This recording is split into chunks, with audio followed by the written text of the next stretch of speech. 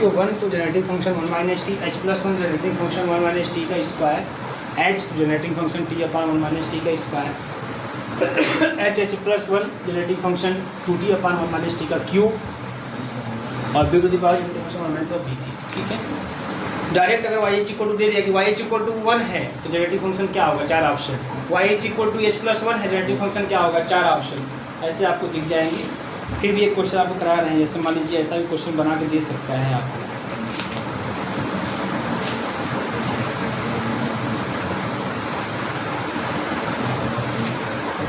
ठीक है, क्वेश्चन लिखिएगा, find the generating function of the sequence YH if YH equal to half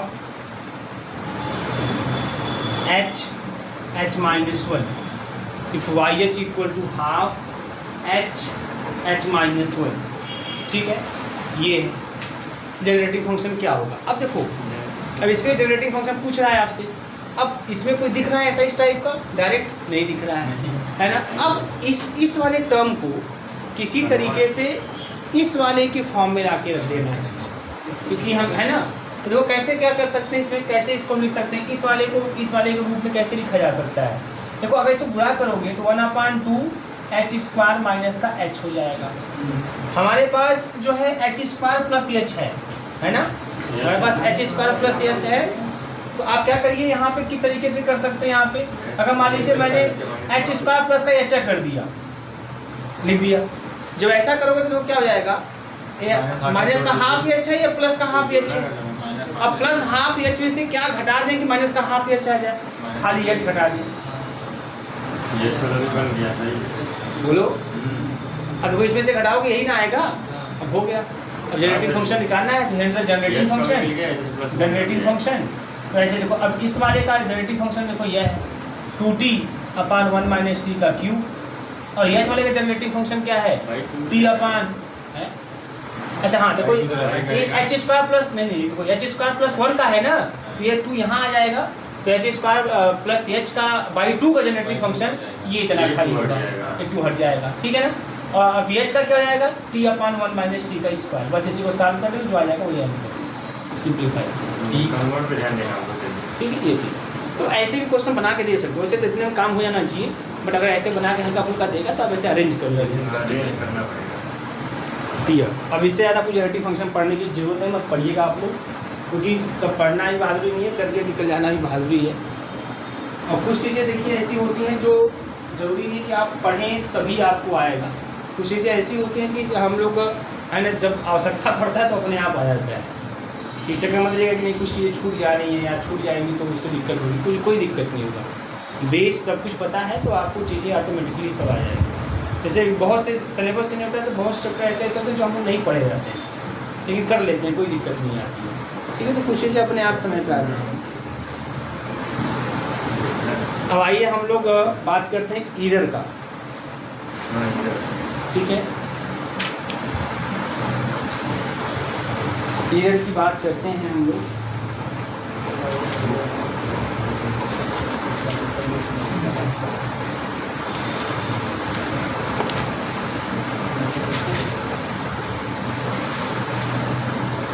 ठीक master बता दें इसको, चलो ध्यान बेटा।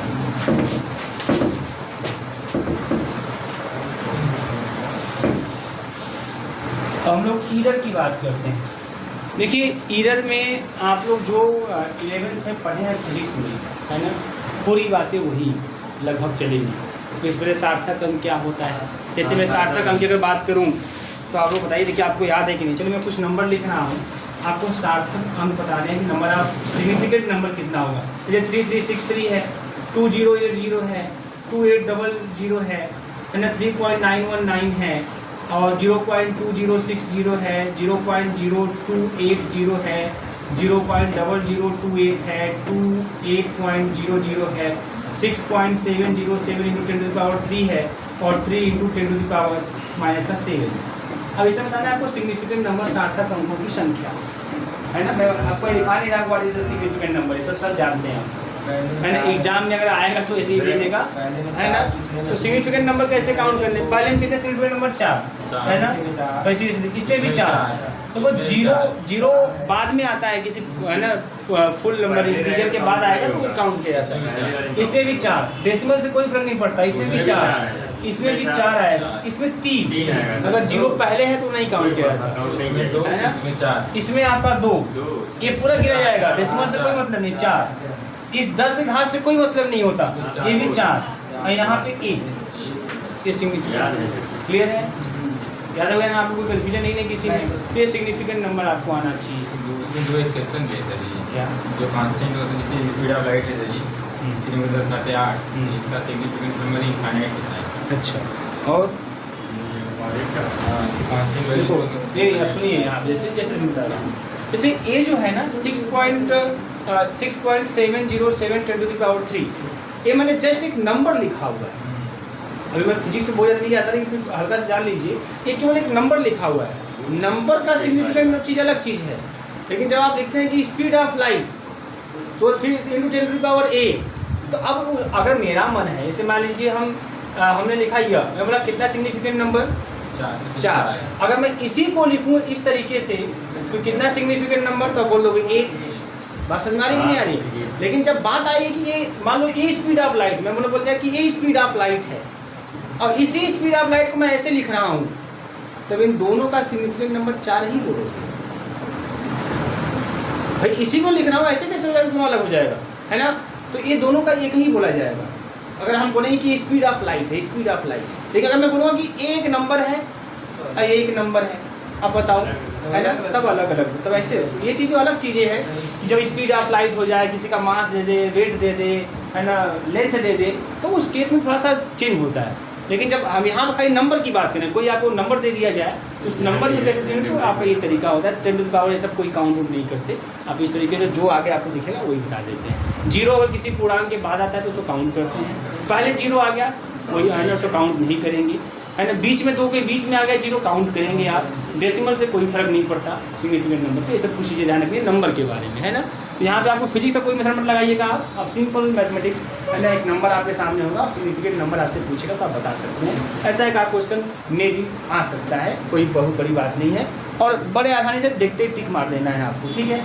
अच्छा, आगे देखिए यहाँ पे, अब इसमें देखिए कुछ आपके ऐसे भी क्वेश्चन आपको दिख जाएंगे। जैसे मान लीजिए क्वेश्चन लिखिएगा, एक क्वेश्चन लिखिए, सब आप जानते हैं, सब जानते हैं, बहुत तेज हैं आप लोग। देखिएगा, इफ़ 1.44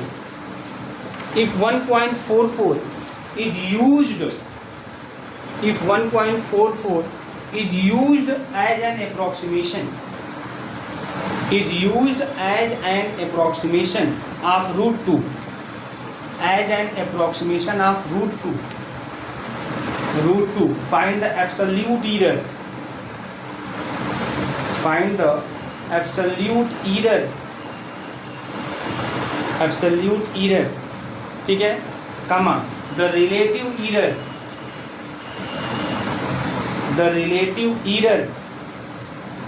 ठीक है, and the percentage error,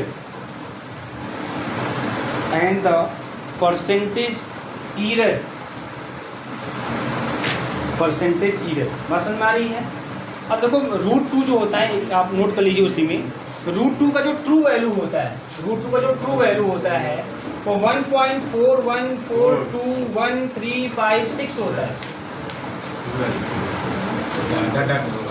आगे होगा, लेकिन हाँ आगे डाटा होगा, बट मैक्सिमम करके यहाँ पे हम राउंड ऑफ कर जाते हैं, ठीक है। देखो अब इसमें ईरर में राउंड ऑफ ईरर क्या होता है, राउंड ऑफ ईरर समझते हैं, ऐसे हम लोग क्या करते हैं, 2 अंक 3 अंक के बाद उसको राउंड कर देते हैं, है ना, कि चलो भाई 5 से ज़्यादा है तो 6 मान लेते हैं, 5 से कम है ना, कैसे, हाँ, round of, symmetric round of error, ऐसे कई ईरर आपको यहाँ पे देखने को मिलेंगे, बट सिंपल से। अब देखो √2 की एक्चुअल में जो ट्रू वैल्यू होती है वो ये होती है ना, और जो अप्रॉक्सीमेट वैल्यू होती है वो 1.414 इतना हम यूज करते हैं, है ना। तो आपसे पहला ईरर कौन सा पूछा है आपसे, रिलेटिव, है ना, एब्सोल्यूट ईरर। तो पहले आप ईरर निकालते हैं, ईरर। तो जब ईरर निकालना होता है तब हम लोग जो ट्रू वैल्यू होती है ना, उसमें से अप्रॉक्सीमेट वैल्यू घटा देते हैं, है ना, मतलब ट्रू वैल्यू 1.41421356 में से 1.414 घटा देंगे तो ईरर मिल जाएगा। क्लियर है? और जब एब्सोल्यूट ईरर की बात आएगी, बहुत सिंपल सी चीजें हैं, जब एब्सोल्यूट ईरर की बात आएगी बेटा, तो ऐसे केस में आप इसी का जो आएगा ईरर उसी का मॉड ले लेंगे, ईरर जो भी आएगा उसी का मॉड ले लेंगे। ठीक है? और फिर क्या रिलेटिव ईरर पूछा है ना? जब रिलेटिव ईरर कहेगा तो जो एब्सोल्यूट ईरर आया रहेगा, एब्सोल्यूट ईरर उसी में से √2 का हमको निकालना तो बटे √2 कर देंगे, मतलब उसके एक्चुअल वैल्यू, मतलब ये वैल्यू जो ट्रू वैल्यू है उससे डिवाइड कर देंगे तो हमें रिलेटिव ईरर पता चल जाएगा। और जब परसेंटेज ईरर की बात करेगा तो इसी पूरे में 100 से गुणा कर देंगे, है ना, वो परसेंटेज ईरर हो जाएगा। क्लियर है ना? रिलेटिव वही हो गया ना आपका, जो एब्सोल्यूट ईरर आया रहेगा उसी में जो ट्रू वैल्यू है उसी से डिवाइड कर देंगे। ठीक है, ये होता है, आप नोट कर लीजिए, सिंपल सा थोड़ा सा बातें, ये सब आप पढ़े हैं, सब जानते हैं आप लोग, खाली बोल नहीं रहे हैं ना। हाँ, ये सब भाई, ये सब अनुमेय त्रुटि, प्रतिशत त्रुटि, ये सब क्या है, सब नहीं पढ़े। बड़ा मजा आता है ऐसे क्वेश्चन करने में। एक घर की भुजा में आपने कितना परसेंट, आयतन में आपने कितना, है ना, तो ऐसे भी क्वेश्चन आपको यहाँ भी दिख सकते हैं। जैसे अप्रोक्सीमेशन के क्वेश्चन दिख जाएंगे आपको, जैसे मैं बोल रहा हूँ आप बता देंगे, कोई दिक्कत नहीं आएगी, बहुत तेज हैं आप लोग।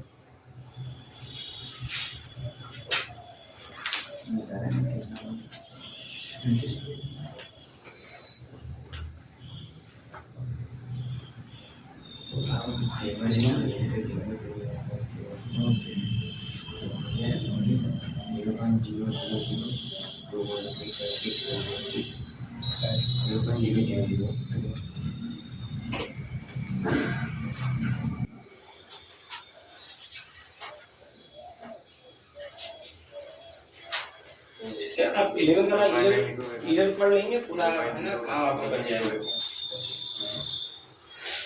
एक बार 11 वाला इधर आप देख लीजिएगा, देख लेंगे ना, ज़्यादा रखेंगे, फेंक दिए आप लोग, फेंक दिए, किताब लिए नहीं थे उससे। हाँ, 11 में तो कुछ होता नहीं करता है ना, 11 तो बड़ा अजीब, बच्चों की मानसिकता बड़ी गड़बड़ होती है। मत लगाइएगा, ये ह्यूमन नेचर है, आप क्या कर सकते हैं।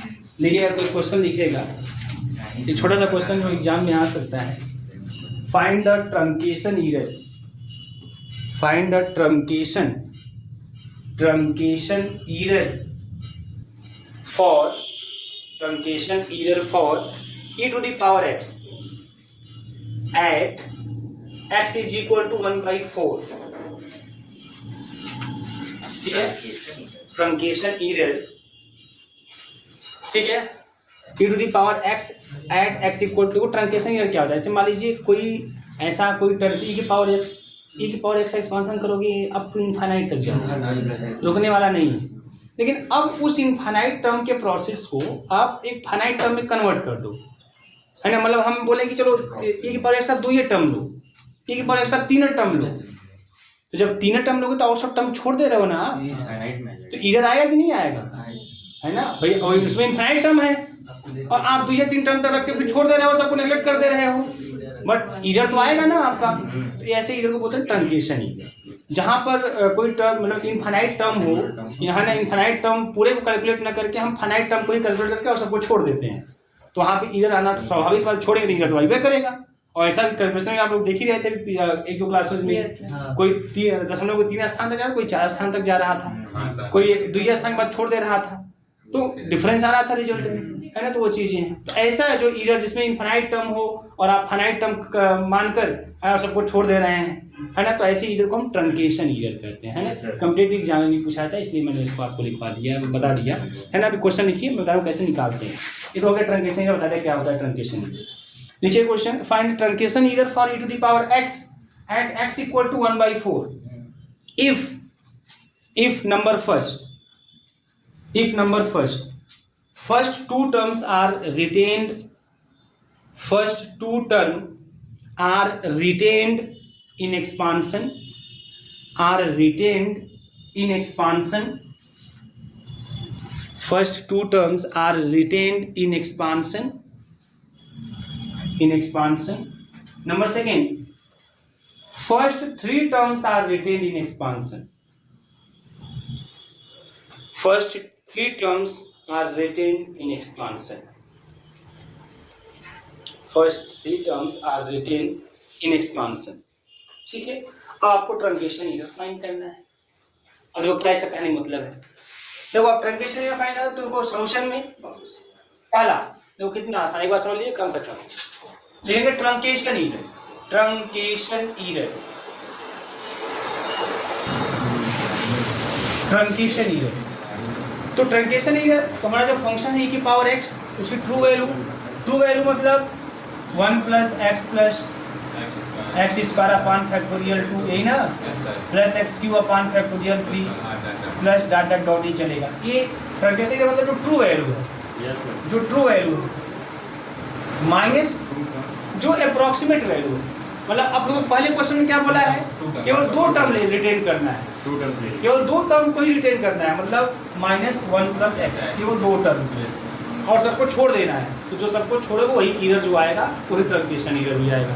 इस तरह से ये तो इससे कट जाएगा तो X square upon factorial 2 plus X cube upon factorial 3 plus X power 4 upon factorial 4, ये जो टर्म आपके बच जाएंगे ये क्या आ जाएगा ट्रंकेशन एरर. देखिए इसने पूछा किस पर है, एट एक्स इक्वल टू 1/4 पर. तो जो ट्रंकेशन एरर हो जाएगा है ना 1/4 का स्क्वायर अपान फैक्टोरियल 2 है ना, फिर उसके बाद 1/4 का क्यूब अपान फैक्टोरियल 3 प्लस 1/4 का पावर 4 अपान फैक्टोरियल 4.